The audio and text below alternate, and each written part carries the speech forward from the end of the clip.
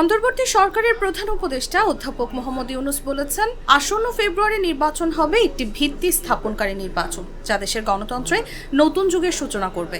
রূপান্তরের পথে রয়েছে এবং আগামী বছরের ফেব্রুয়ারির প্রথমার্ধে জাতীয় নির্বাচন অনুষ্ঠিত হবে। মঙ্গলবার প্যারিসের মেয়র আনে হিদালগো নিউ ইয়র্কে অন্তর্বর্তী সরকারের প্রধান উপদেষ্টা অধ্যাপক প্রফেসর মোহাম্মদ ইউনূসের সঙ্গে হোটেলে সৌজন্য সাক্ষাৎ করতে গেলে তিনি একথা বলেন। বাংলাদেশের ইলেকশন নিয়ে কথাবার্তা হয়। উনি আবারও জানিয়েছেন ফেব্রুয়ারির প্রথমার্ধে ইলেকশন, এই ইলেকশনের জন্য কি কি আমরা মেজার নিচ্ছি সেগুলো কথা হয়েছে। এছাড়া আমাদের ইকোনমিক রিফর্মগুলো সামনের মাসগুলোতে কি কি রিফর্ম হবে, কি কি কোথায় ফোকাস হচ্ছে সেগুলো নিয়ে আলাপ হয়।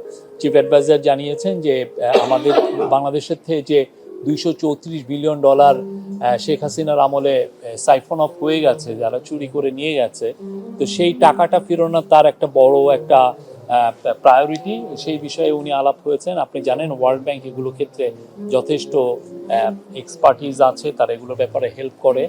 তারপরে বাংলাদেশের ব্যাংকিং সেক্টর রিফর্ম এবং ফিসকাল রিফর্ম এগুলো বিষয়েও তার সাথে আলাপ হয়। অধ্যাপক মোহাম্মদ ইউনূস জানান, আগামী সপ্তাহে জাতিসংঘ রোহিঙ্গা সংকট নিয়ে একটি বড় আন্তর্জাতিক সম্মেলনের আয়োজন করছে, যা বিশ্বের দৃষ্টি এই দীর্ঘস্থায়ী শরণার্থী সংকটের দিকে পুনর্নির্দেশ করবে।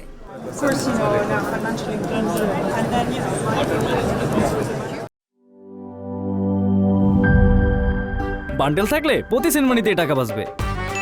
বিকাশ সেনমানি বান্ডেল কিনে জিতুন প্রতি লেনদেনে।